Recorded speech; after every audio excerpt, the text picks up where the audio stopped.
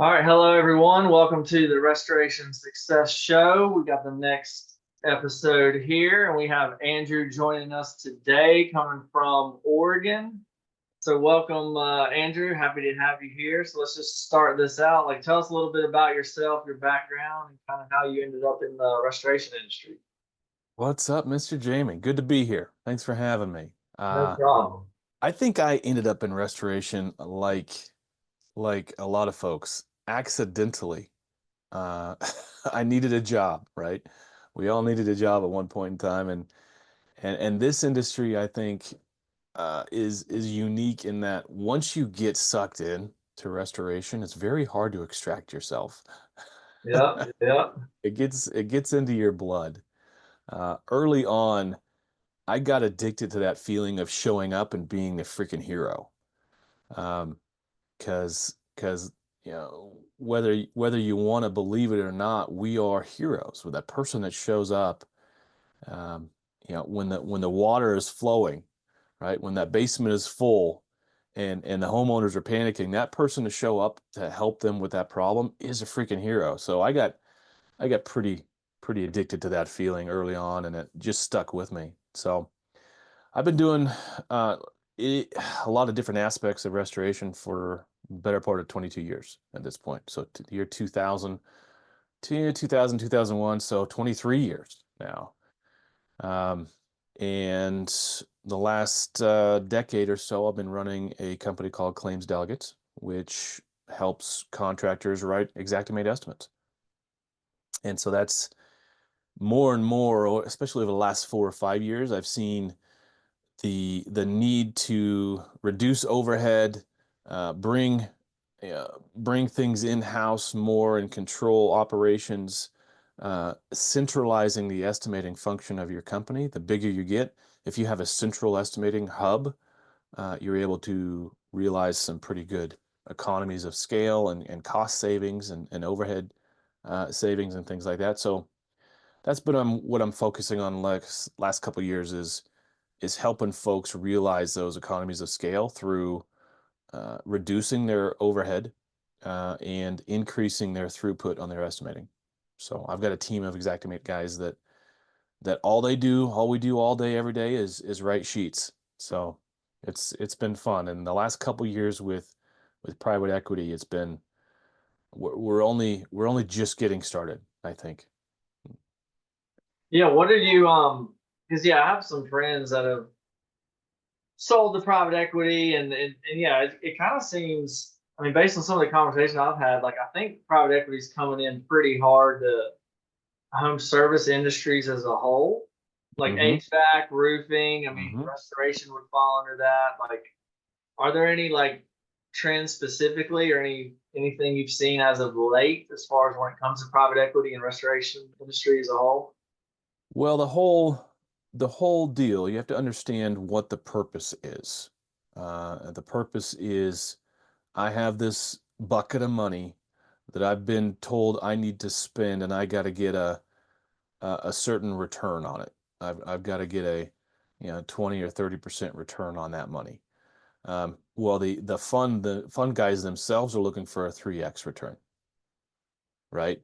So how do you do that? Well, you buy a business and grow it. You buy a business, make it more efficient, or you buy a bunch of businesses and consolidate them and eliminate all the redundant expenses with all the other ones. So it's a pretty simple playbook, uh, but it's that you can see the big players out there. So ATI is one of the biggest ones that I think everyone can point to and see they're playing this playbook is they got bought, and Jeff Moore was told, here's a bucket of money, now go buy your way, you got to go spend this money.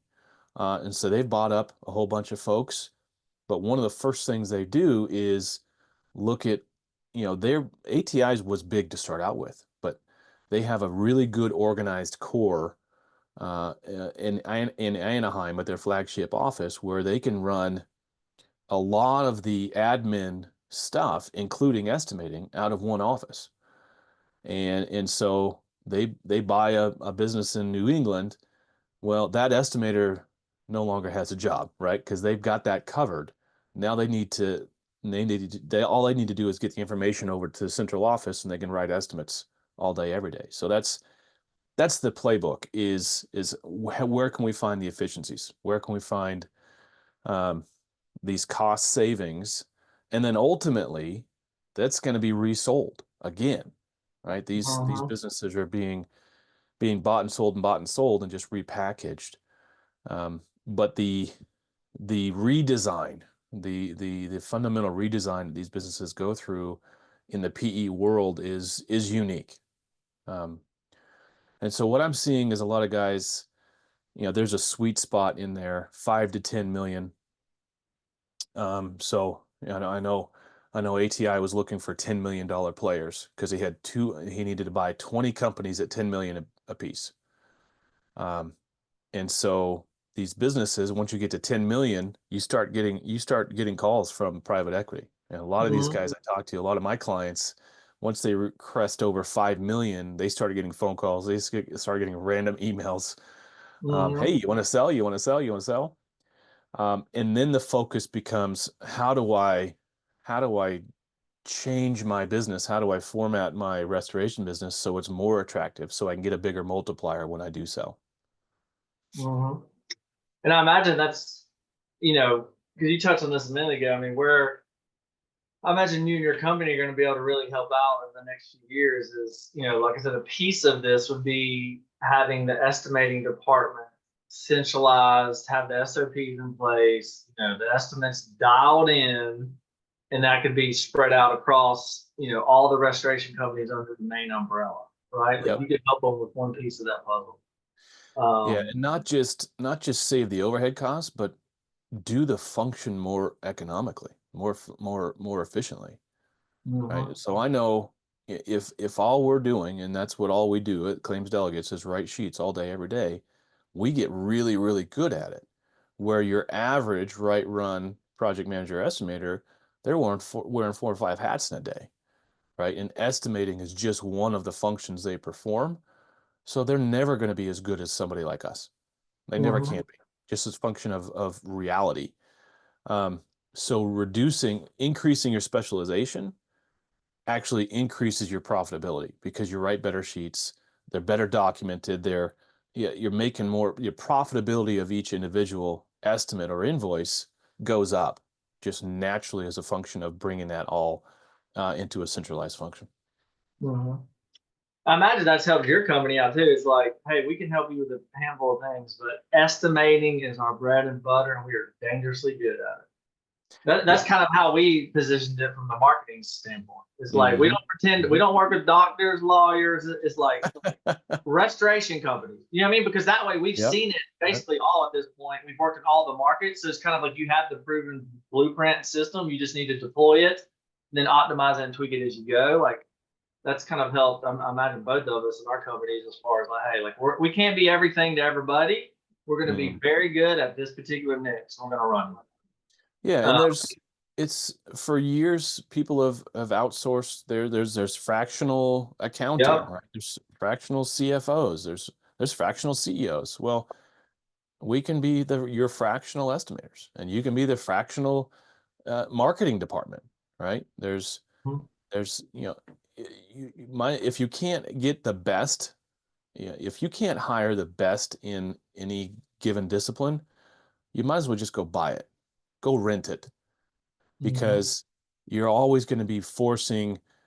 If you don't have the best player, you're always going to, if you can't train them up, you're always playing with a second best.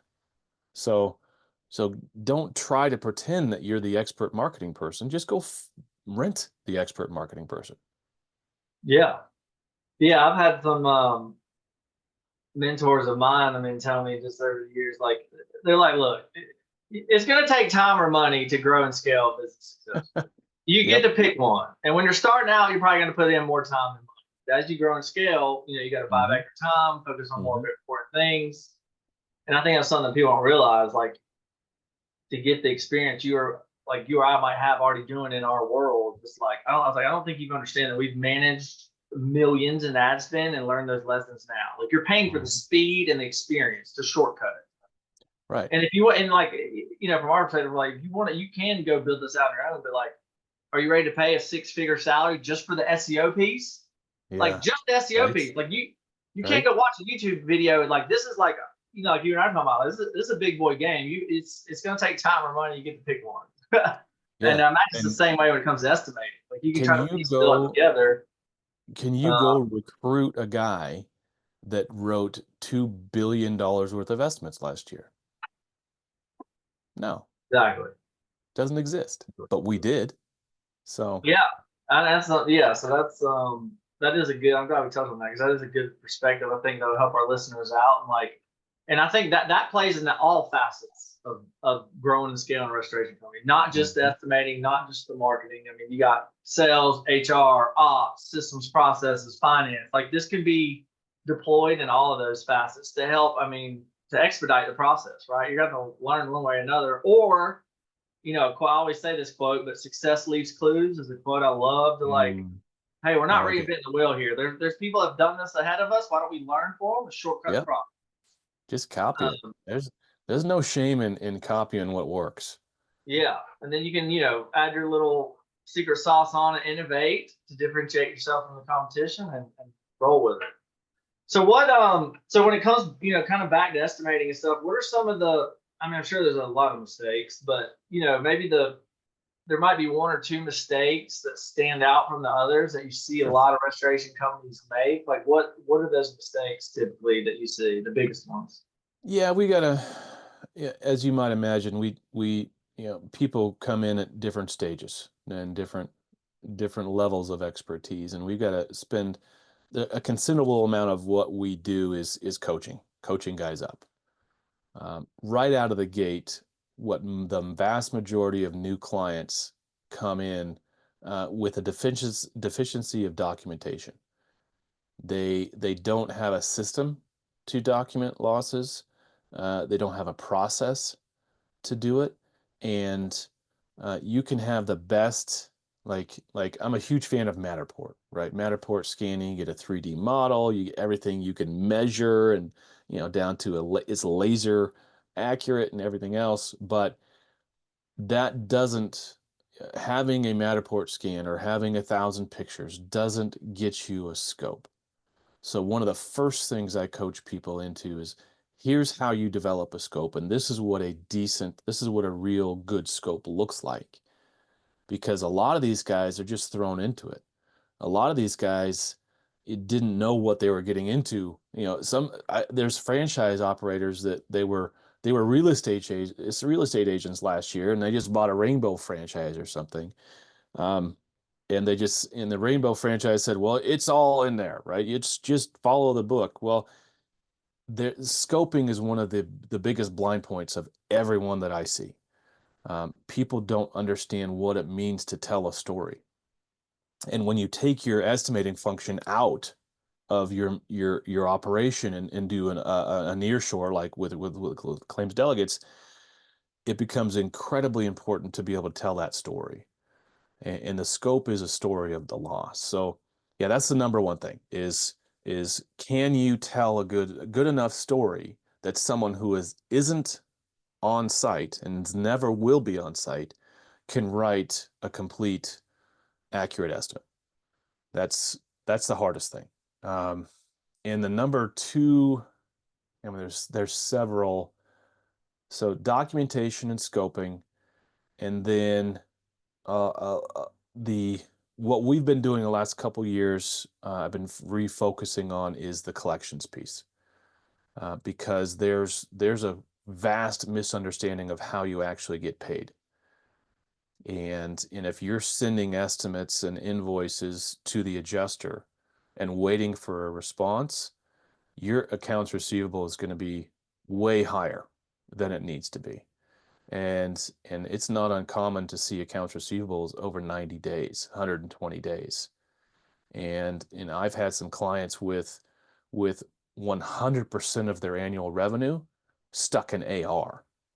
Mm. So they're in a position where they have to run double time because they're getting paid, they have half of the actual revenue they've realized because the other half is stuck in AR because they're not going about the collections process appropriately. And they're relying too much on the goodwill of insurance carriers to do the right thing. And that's probably the number 2 lesson that I have to teach guys when they're coming in, when they're brand new with us, is the carrier's never going to willingly do the right thing. It's up to us to properly frame the claim. And this might come as a shock to some of you listening out there. You have to actually bill your client. And it's amazing how many restorers still today never send a bill to the insured. They never send a bill to their client.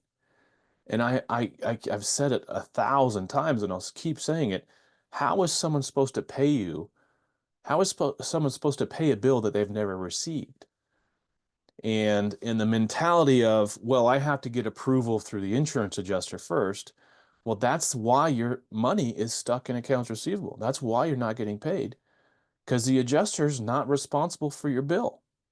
And that's so a lot of the stuff we do at Claims Delegates is a mindset shift of we need to understand who the client is. And that's where really, I mean, you found me through the Rebels, and a lot of people are going to recognize the Restoration Rebels. That's what we do at the Restoration Rebels is, hey, we need to understand fundamentally who the actual client is.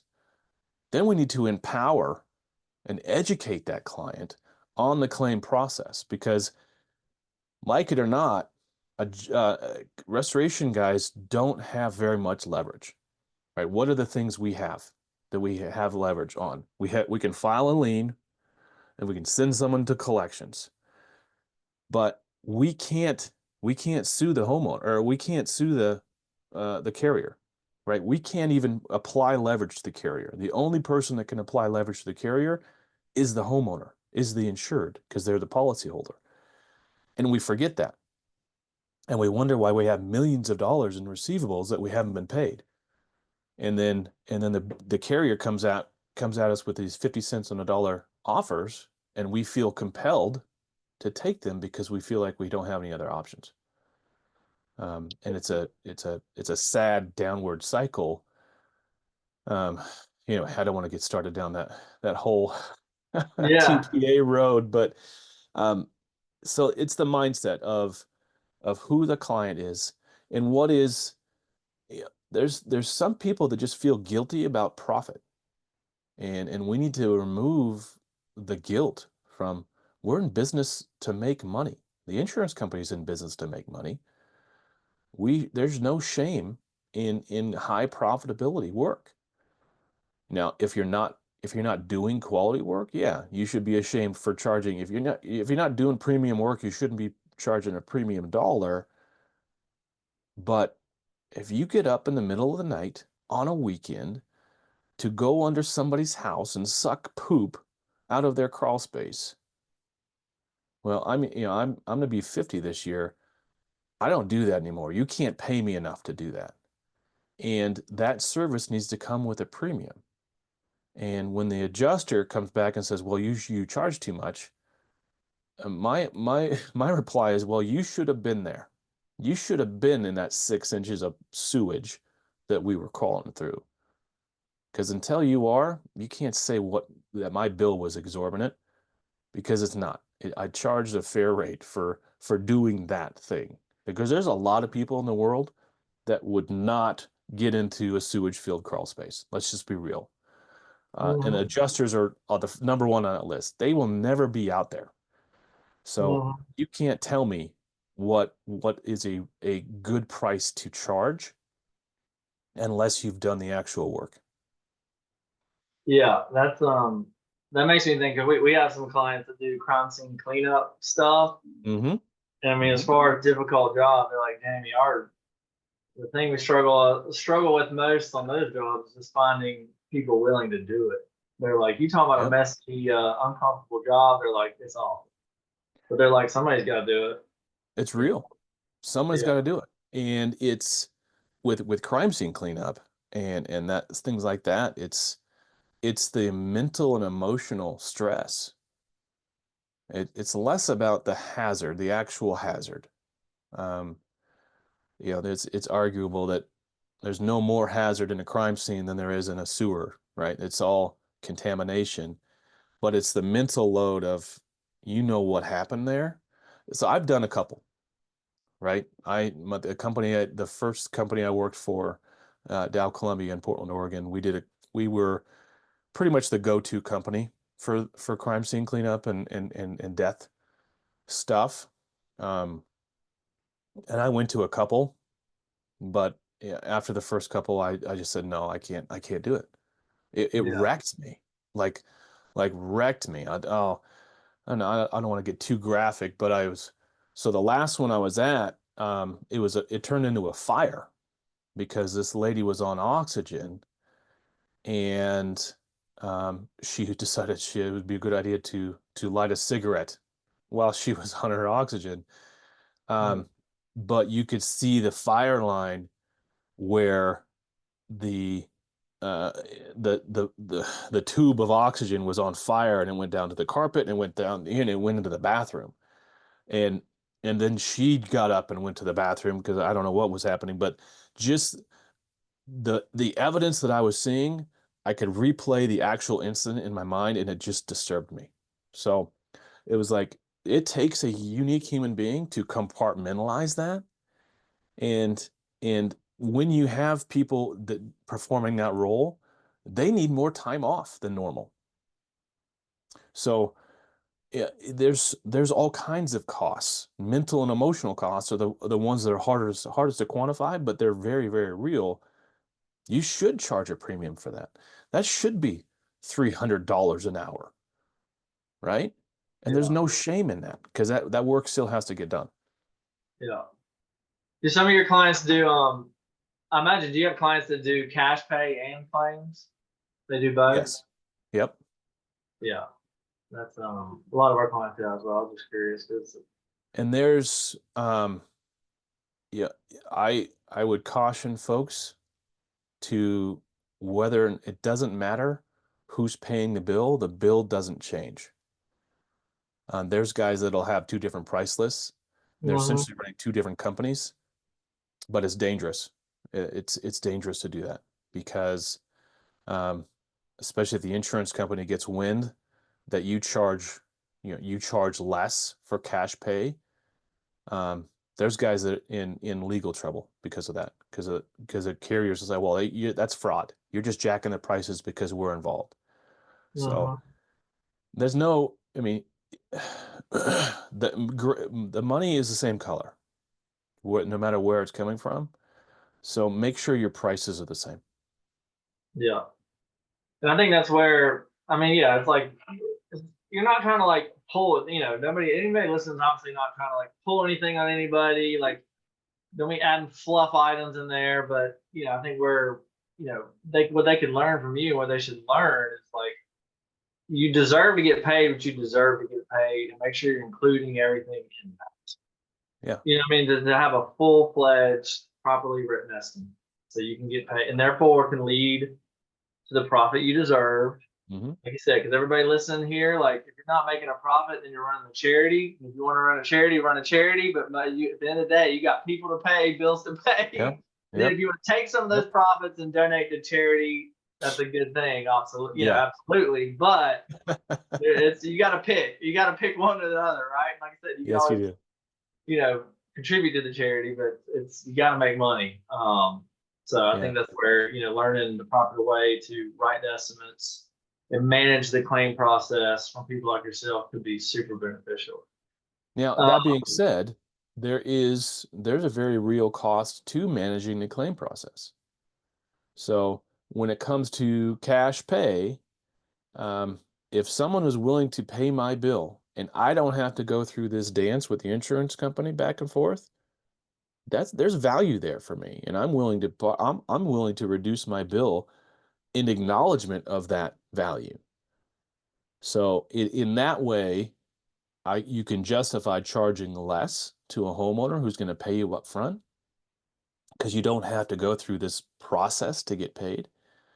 Um, but that's it. Yeah, there's there's ways around the fraud accusation.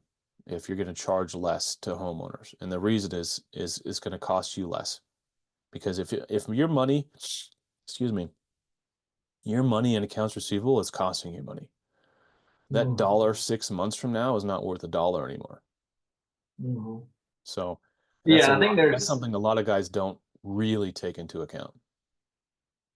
yeah, I mean, you know better than me, but I remember this from my construction days too. It always seems like whoever's paying the bill or whoever's getting the job done, there's always seems to be a little resistance when it comes to including overhead in Mm, this. But I mean, because I used to help build hospitals, schools, like huge projects. The overhead number would be hundreds and hundreds of thousands. But we're like, you got senior project manager, regular project manager, field engineers assisting these guys, estimator. Like the overhead's a real thing. It's like, well, this thing isn't managing itself, so it's a line item on the estimate. And I mean, but there was always a little bit of back and forth on that. And then when it came to mm, change orders, like, dude, I'm sitting here in your office negotiating this with you. Like, my time is not free. Like, let me remind you of that. Like, this is a line item for a reason. You yep, need to pay it. I mean, but yep. again, you have to be ethical about it. You can't try to like add fluff in there. People, project managers working on other jobs should not be included on that. But that was always a thing for sure. Um, Well, that's the concept of general conditions. That comes from construction. That comes from big construction, right? And your general conditions is customarily set at the beginning of the job, and yep, then every change order, it's a percentage that gets added to that change order based on your general conditions, right? yep, That's a concept that is like, I try to explain that to an adjuster, and it's like I'm speaking Chinese. yeah, It's like all they hear is Mandarin and overhead and profit. And it's just like I've been advocating that, yes, don't ignore the overhead. Don't ignore that you have actual costs. Don't ignore the fact you need to make a profit. But bake it in. Bake it into your pricing and don't show it. Because every time we show it, it creates an argument. hmm, So it's yeah, easier for me to say, this is my pricing rather than trying to justify this additional line item. Because when you put overhead and profit, you're just showing it, right? It's out there. yeah, And it gives them something to latch in on and argue about. yeah, yeah. I think it's just learning. Yeah, I mean, like I said, with somebody like your experience, you've seen enough of them, and you know like what's going to be a flag and what's not going to get flagged. And it's almost like you've played the game so many times, you know the rules of the game. And again, not that you're trying to do anything wrong, but you're just going to play the game properly, get paid what you Right. deserve to get paid, take care of the home. Like you want it to be a win-win for everybody involved in the process. And so everybody can move on. It's just, but it's just not. It's easier said than done. That's the tricky part, right? Yeah. Um, it's Well, there's actual rules and then there's perceived implied rules. And I'm a huge fan of, if it's not an actual rule, I don't have to follow it.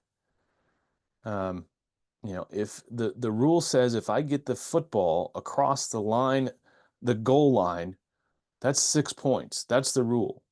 But but trying to say how I got the ball there was wrong because my internal guidelines says so.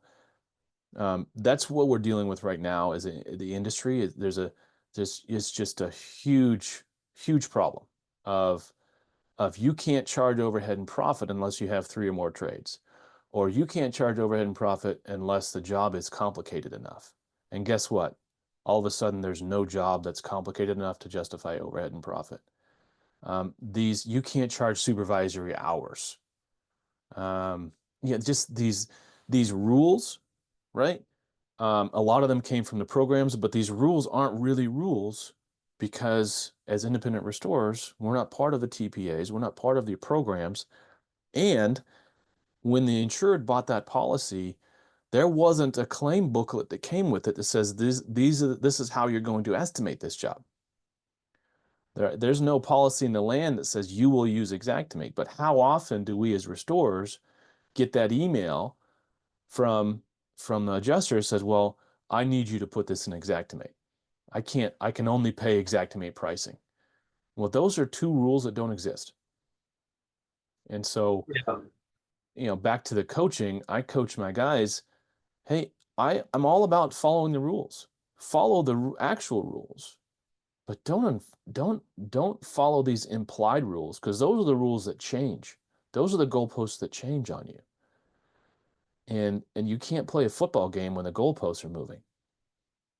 Yeah. Yeah.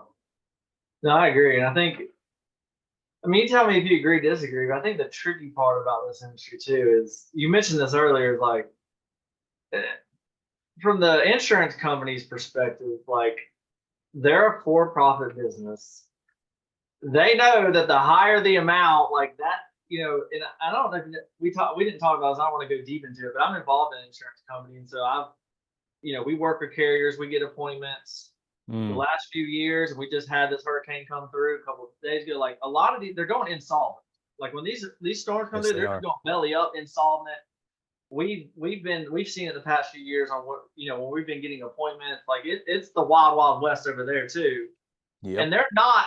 I think there's always going to be a little friction between restorers and insurance companies because they're not just going to be like, oh yeah, sure, you think it's $100,000, here's your check.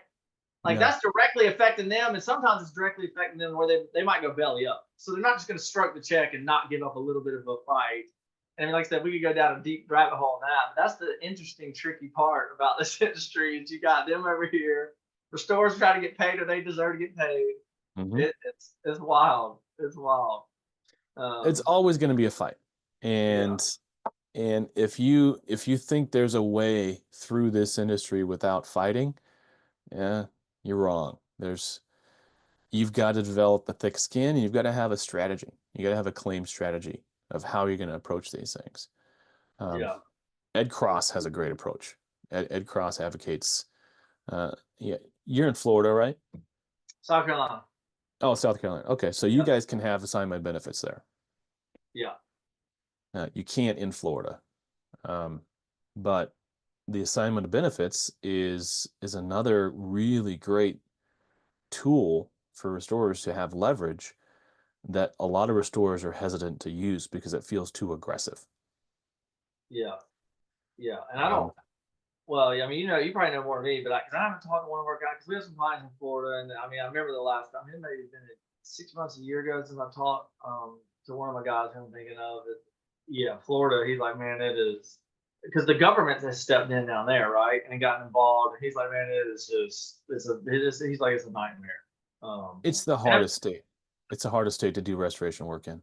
Yeah, I mean, a lot of our guy and the guy I'm thinking of in particular, like, I mean, he was a construction company that got into it, so he is a killer. Like, I love these guys because I come from the rebuild recon world, and I know, Mm. like, you think these little things are hard. Like, wait till you're doing a $2 million putback. Like, it's a whole different ballgame. But he is very good at it, and he does mid stuff too. But he's like, man, honestly, we're just kind of scaling out that division a little bit more now. We're trying to figure out the whole rest, the mid side of things with the insurance claims because it's just he's like, there's so many things changing. But to keep Hmm. revenue coming in and to keep scaling, like he's just kind of pushing and because like I said, it's changing and it's changing rapidly. He's like, man, it's been tricky the past. I don't imagine that getting any better. I mean, especially when we have these storms like what just came through. I mean, they're disastrous for these, because then because that causes premiums to go up, and then the homeowner can't afford the premium. Then it's just like a cycle that just snowballs. It Yeah, I affects everybody. think I think this particular storm is going to be less so because there was so much flood, right? When there's flood, there's NFIP. That's not falling on the insurance carriers in those areas. So Yeah, I don't think we're going to see as many because the wind portion of this latest storm wasn't really the driving factor. It was the water. It was the and I think everyone, what happened in South Carolina and even North Carolina, right? It was that no one was like, oh man, the Appalachians are going to flood. No, we weren't thinking that, right? yeah, Um, but yeah, and no one was, and it's like, what do you mean there's floods in South Carolina? I thought the storm hit Florida. Well, it did, but uh, yeah. Not. Yeah, I mean, it Yeah. just depends on where you are. Yeah, it's going to be. Yeah, I feel bad too for some of these homes because I know the western part of South Carolina. Because I'm over here on the coast in Charleston, where we're basically under sea level. So depending on where you are, you have to. I mean, you're required if you have a mortgage, you're required to get flood insurance and homeowners. Yeah. But a lot of these people in the upstate, I imagine they don't have No. flood policies. Why would you? You're not even Yeah, close to, you're not close to the floodplain, yeah, right? But the amount of water we saw come down was, well, it was a 1,000-year storm. yeah, Um, yeah, but again, that's all NFIP, National Flood Program. That's a different animal altogether. yeah, yeah, for sure. But Oh well, in Florida, I'll take a flood claim over a regular claim now because of all the limitations on regular homeowners insurance. yeah, yeah. Yeah, let's shift gears a little bit. So Sure. AI is a hot topic these days, and I don't, Big time. yeah, and I mean, hopefully people, I'm kind of looking at it as I saw the internet back. Everybody. Well, it's kind of why I started this company. People, my old bosses were like, "Oh, nobody goes to Google when their house floods." I'm like, well, "You can't be serious! Like, The what?" hell they don't. I know. Well, and this is how I see AI now. Like, it's a big beast, but it is not going to slow down, and it's coming, whether we like it or not. So, I mean, we're working on some things and thinking a lot about it, and how to integrate it and help our guys.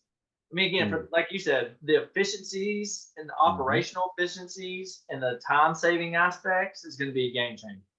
Have you? I imagine it's gonna. I mean, as far as when it comes to estimates and the claims process, like, what do you see happening in that world when it comes to AI? Well, I keep hearing um, the versions on this theme of AI is not going to take your job, but a human that's leveraging AI is going to take your job. And there's, we, yeah, the rumor mill and the just the overall sentiment keeps going to this, AGI concept, advanced general intelligence, artificial general intelligence.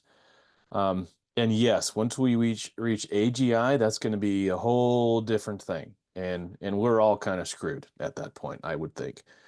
But until that point, which we're, depends on who you ask, 5, 10 years away from AGI, the person that understands how to use these new tools is going to be at an incredible advantage. And so we've started, there's some AI in what we do.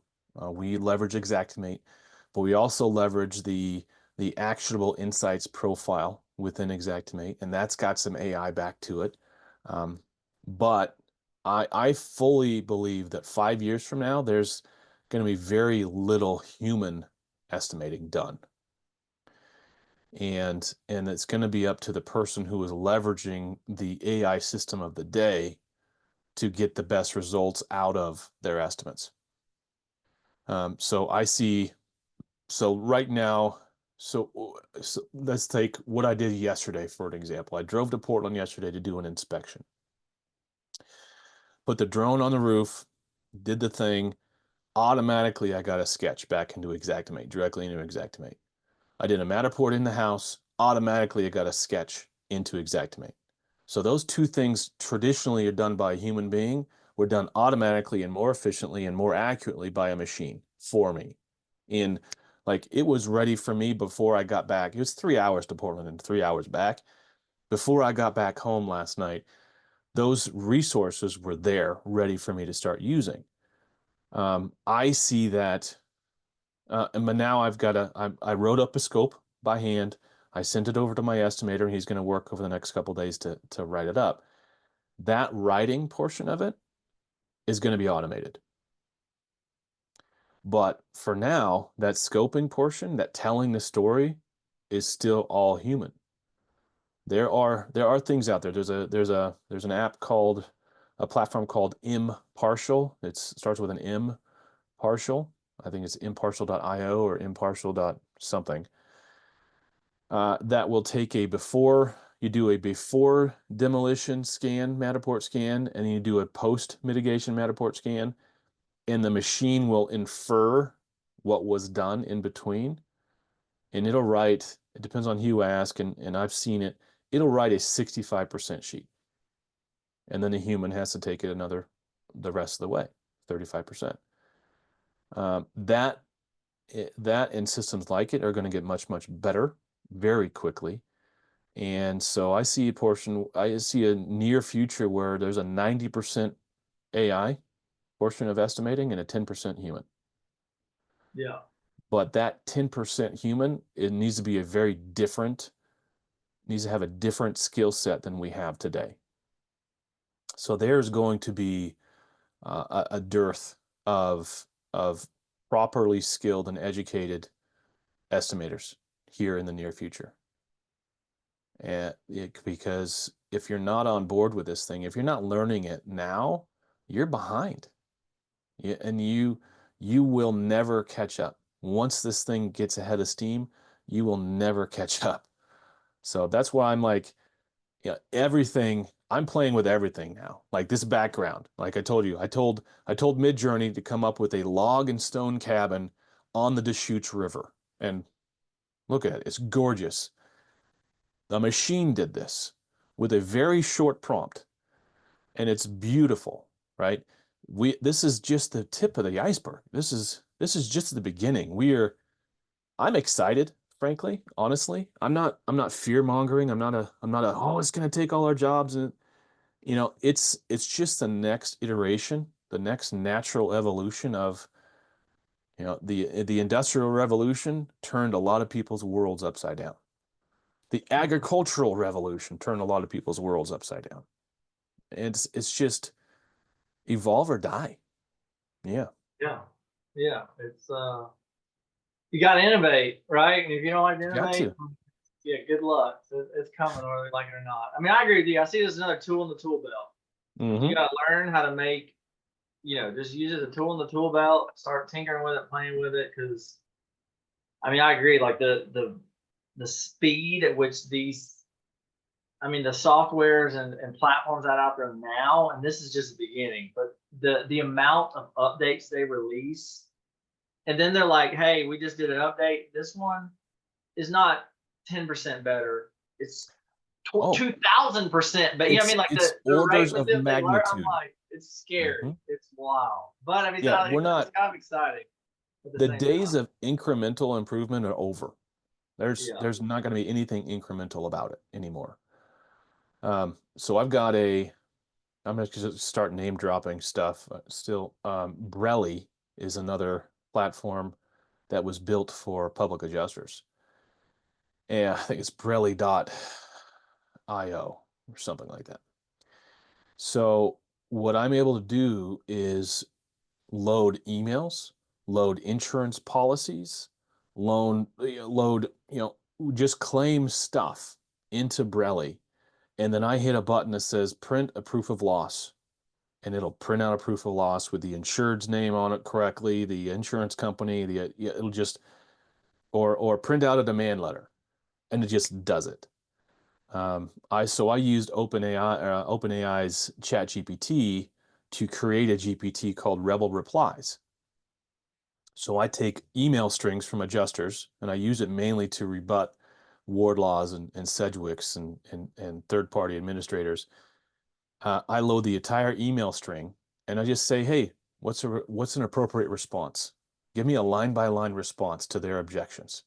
And it just does it because I loaded in the S500. I loaded in some books that I use. I loaded in some of the stuff that I have done over the years, right? I've got my list of objection responses that I've developed over the years, and I just put it in the machine. And now the machine does a better response. It responds more intelligently, more cogently, and quicker than I ever could. So why wouldn't I use it? Right? Yeah. And you know what I love about it too, because there's been a lot of talk about, a good starting point. I mean, I don't know. There's many places you can start with. But ChatGPT is an easy one that you can start It's with. easy. Yep. But you got to think about, a skill set now is kind of like they're calling it prompt engineering. It's like it's only as good as how you frame it and position it in the beginning, and then it'll go. I've played with that some, and depending on the input you give it, and that's to your point. You better know how to use it right, or you're going to get not what you need. But if you learn how to prompt it correctly, the sky's the limit. And then what's awesome too is you can, with that letter, for example, I've played with this. I'm like, hey, give me 3 variations of it. Yep. Within 3 seconds, boom, boom, boom, boom. Boom, And boom, sometimes boom. you can take pieces from each variable, copy them into one, done. Like the amount of time saving and these are like, this is just one example we're talking about. Like it's endless opportunities because I wrote a course. And I did the course. I made $5,000 from a course that AI wrote most of it. Yeah, that's wild. Yeah, that's awesome. Why wouldn't I? Yeah. It's and even now with ChatGPT and all that, with you being able to, like I said, that one software you said does this, but even ChatGPT can do this. I mean, you can upload PDFs, files, video, like, and have it just go through it, and then have it summarize it. Like, I mean, and the sky's the limit with it. I get excited about it because I'm like, this is wow. You can just give it, and it doesn't take like 4 hours to read through it or whatever. It just knows like, No, I mean, look at what it's done to Zoom meetings, right? I don't have it in this one because we told it, we were recording for this, but ordinarily I'd have Read AI in here. Yeah. And then as soon as we're done, Read AI sends me a report. It says, this is what you guys talked about. And here's the action items we recommend you take based on the meeting you just had. It's like,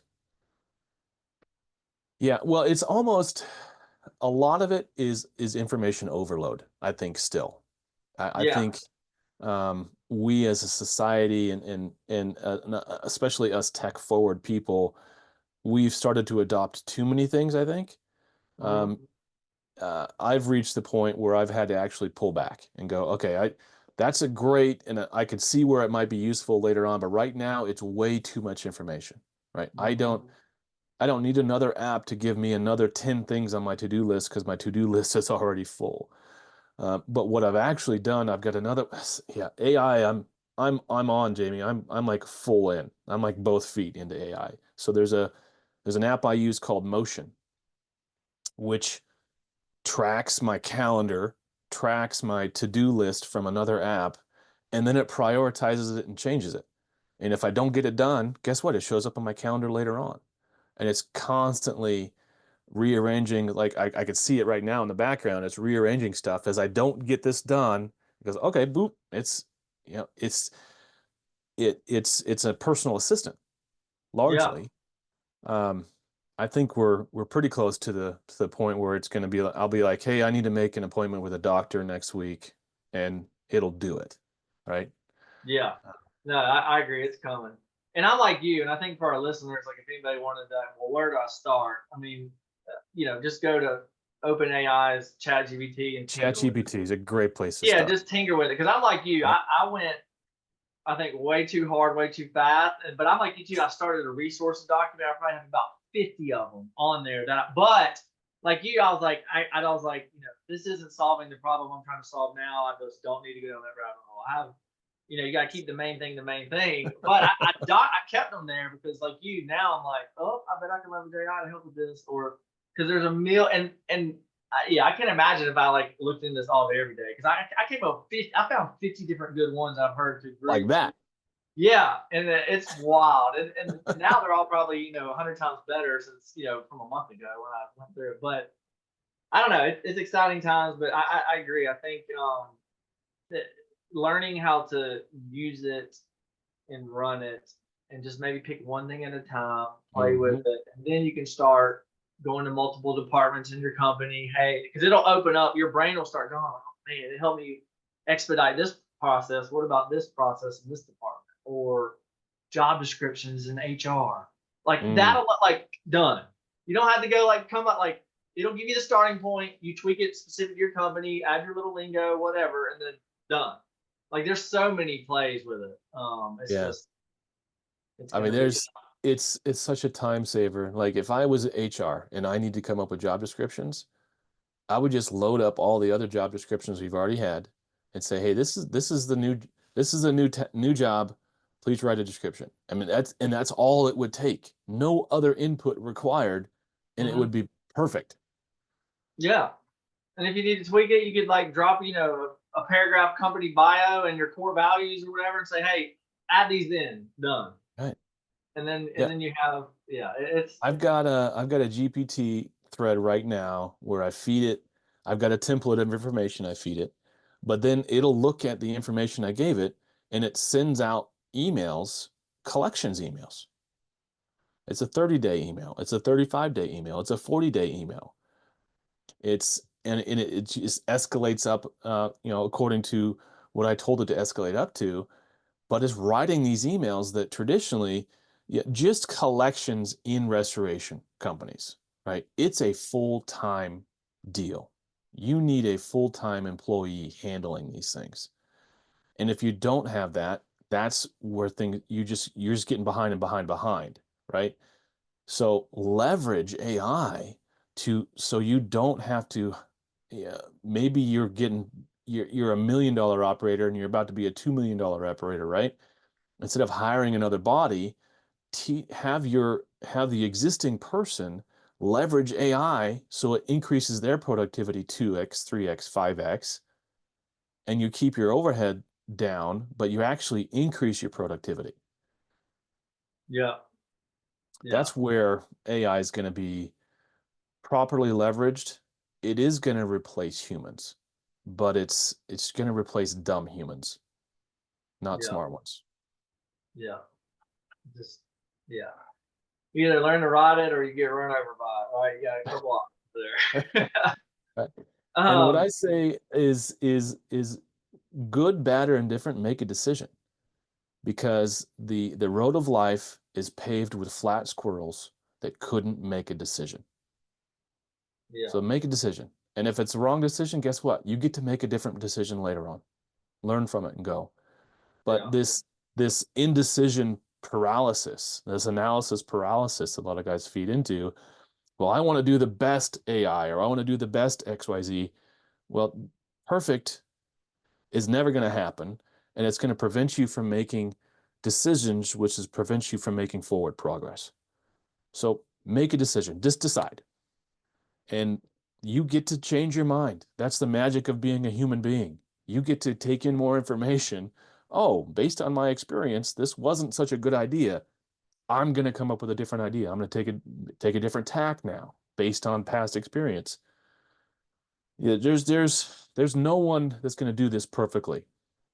But there are people that are going to try and fail and try and fail and try and fail. But I'm a huge fan of, I'm keep dropping these isms, but fail fast, fall forward. Yeah. Yeah. And we have a saying in our country too, done is better than perfect. Like when you think about it all day, that's not going to always. Speed of execution is what matters, right? And that goes into the ism too, like money loves speed. Like it's you gotta get going and yes, you will hit roadblocks along the way, speed bumps. That's life, that's business. Get over it, right? Pick your head up and keep going, learn from it, and just don't stop. Yeah. Um, The obstacle is the way. Yep. Yeah, it's a good book actually. I've read that one. And actually when you're talking about I haven't read this one in a while. I should revisit it. But Think and Grow Rich, classic. I'm pretty sure decisiveness is one of the principles. Make a decision. Just make a decision. Yeah, it's another good book. The Obstacles Away, very good book too. Cool. We're coming up on the hour here, so we'll wrap it up. So if somebody wants to, learn more about you, your company, your Facebook group, what's the easiest way for them to find you? Yeah, email me, Andy@claimsdelegates.com. And if you're a restorer and you want to get into the Rebel group, it's just search for Restoration Rebels on Facebook. And you got to fill out a couple questions, right? We don't just let everybody in there. But then we'll rock and roll. We'll get you in and get you going. And always here, I want to help, right? If you're not a good fit for my company, we'll find out, but don't be afraid to ask me the question. Yeah. Yeah. Awesome.